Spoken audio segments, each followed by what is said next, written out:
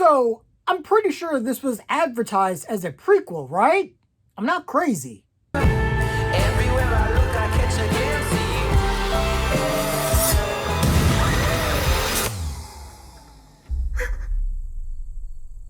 you. Okay, so based on that alone, The Strangers Chapter 1 is a book that I don't mind burning. Here are my immediate thoughts on The Strangers Chapter 1.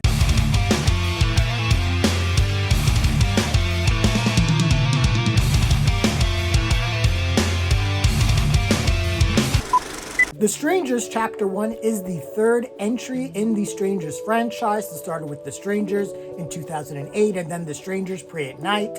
I like the first Strangers movie okay, but Pray at Night can eat a dick. After their car breaks down in Venus, an eerie small town in Oregon, a young couple is forced to spend the night in a remote cabin. Panic ensues as they are terrorized by three masked strangers who strike with no mercy and seemingly no motive. So the first thing I noticed was that this film is directed by Renny Harlin, who, good on him for the career that he's had. He has directed some absolute classics. The Long Kiss Goodnight is a banger. Die Hard 2 is a really good sequel. I even concede that I enjoy A Nightmare on Elm Street 4, The Dream Master, even though that's really more for Screaming Mad George's insane special effects. But the truth is, Harlan misses for me more than he hits. And because I hated Pray at Night so much, I went into this film with some really low expectations. And I guess I can say that The Strangers Chapter 1 met those expectations. This was a movie that happened. I have to make sure that I get this review out quickly because honestly, I am not going to remember this movie tomorrow.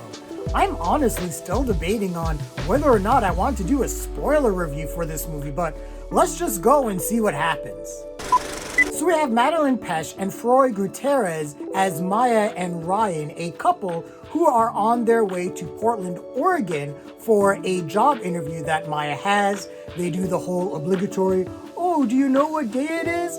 Oh, it's our anniversary," which after being with someone for 5 years, you would think you would remember their anniversary, but maybe I'm just inconsiderate. They're hungry and they make the first mistake that I think a lot of people watching this movie would notice. Something that I noticed myself when I saw Maya with an iPhone, and then I was like, wait, so this isn't a prequel to The Strangers? So you're on the highway and you have an iPhone. Use your GPS to find the nearest McDonald's or something. You just don't go off and exit off the first off-ramp you see and hope that you find a diner. I made that mistake once and I entered into a town that had one gas station. And it was very clear I was not welcome into this town. So you know what I did? I immediately got the fuck out of Dodge.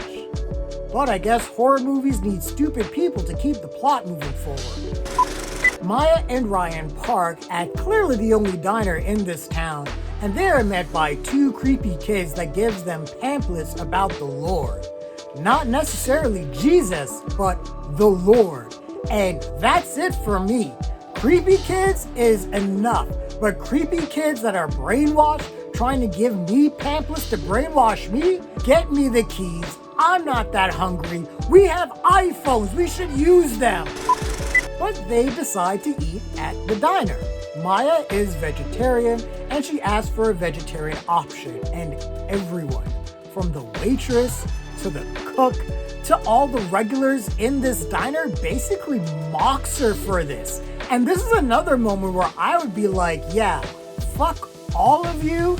We are clearly not welcome here. Let's leave. But instead, we get this cliched response from Ryan. Oh, tough crowd. I think this was a first draft. So of course, we need a reason for Maya and Ryan to be stuck. So Ryan's brand new car suddenly doesn't work. And the only mechanic in town who is super sus lets them know that he needs a new alternator. Now, me, I would be like, okay, so show me what's wrong with my car and show me how you came to the conclusion that you came to. What diagnostics did you run? The whole thing with the car was completely nuts, and what was even crazier was that Ryan really pressed on about this. He realized that this was a scam of the highest order, and I bet if he pressed for another 5 minutes and Maya didn't get in his way, this town probably would have been like, these guys are not worth the time to keep them around. Man, I really am getting into this plot. Maybe this is a spoiler review, I think. But the main performers, Madelaine, Petsch, and Froy, Gutierrez, are okay. I mean, they're the typical movie couple. One of them is super ambitious and is going for this job interview in another city, so it's gonna uproot them, and does the other partner want that? And there were times that it seemed like The Strangers Chapter 1 was going to explore certain elements of Maya's and Ryan's relationship. There were times where Ryan would say something weird or respond to a certain question that Maya has about the relationship in a really weird tone. I don't know if that was just the line delivery that Gutierrez was using or whatever, but yeah, it was just really weird. But then on top of all of that, it's just all dropped for The Strangers. And Ryan in this movie is really meant to serve only one purpose. And if you follow the exploits of Scarecrow, Dollface, and Pinup Girl, you know what that is. Yeah, fuck it. This is a spoiler review. Ryan's main purpose in this movie is to die. He is meant to be the living embodiment of the senseless, meaningless, seemingly random nature of the Strangers' lack of motive for doing whatever it is that they do. We've seen this 2 times already. So therefore, when you title a movie The Strangers Chapter 1 and you advertise it as "See how the Strangers became the Strangers," I should not be walking out of this movie saying that was the same as the other 2 movies. I should be walking out saying, hey, at least they tried to do something different. And they didn't. Go watch Funny Games. The original, the remake, I don't care. Either one is better than this. When I did do some digging, I did realize that this is the beginning of a standalone trilogy, but still, this was advertised as "See how the Strangers became the Strangers," and I paid my money for my ticket to see how Scarecrow, Dollface, and Pinup Girl became who they became. That's what was advertised to me, and that's what I paid to see. So they completely destroyed my trust with The Strangers Chapter 1, and therefore destroyed my trust and hope for The Strangers Chapter 2. But yeah, let's talk about some positives. Like with all of the movies, the Strangers themselves are the best part of the movie. They are ruthless, merciless, and brutal, and they also seem to be the offspring of Jason Voorhees by the way they can teleport. More on that later. Renny Harlin is able to establish some mood and tension. That one little scene with the creepy boy enshrouded in shadow, we see that in the trailer. That really is some nightmare fuel. I wish there was more of that in this movie. But Chapter 1 just devolved into all typical slashers, which is chase, chase, chase, evade, get caught, escape, chase, chase, chase, and rinse and repeat the process until either the villain is dead or the hero is dead. There is one scene that got a legit laugh out loud moment from me. So because of everything that's happening, Maya and Ryan are staying at someone's Airbnb, and they called him because the fridge wasn't working. Well, once the Strangers attack, Ryan is able to find a shotgun, and he shoots someone in the face. He thinks it's Scarecrow because of his size, but then is revealed to be the owner of the house. Oops. Also, the next immediate scene sees Maya and Ryan go into this owner's SUV and try to get out of Dodge, but Scarecrow rams his truck into them, pressing the SUV into a tree.